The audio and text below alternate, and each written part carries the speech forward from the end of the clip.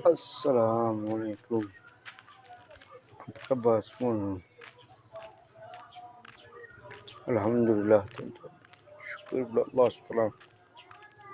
Salawat dan salam kepada junjungan kita Nabi Muhammad SAW, ahli keluarganya serta para sahabatnya, dan orang-orang yang mengikuti mereka dari semasa ke semasa hingga ke hari kiamat. Masjid adalah rumah Allah SWT. Kan? Dulu zaman sahabat dulu, semua dirujuk pada masjid lah. Kan? Di mana masjid lah tempat mesyuarat hal negara, hal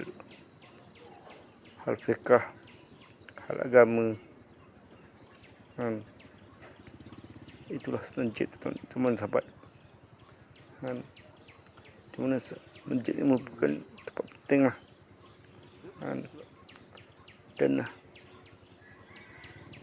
Dan masjid ni kalau kita hati bertaut dengan masjid, mudah-mudahan kita dapat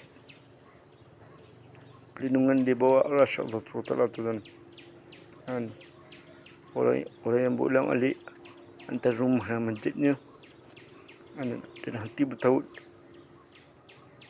dengan masjid, mudah-mudahan kita di bawah lindungan Allah SWT.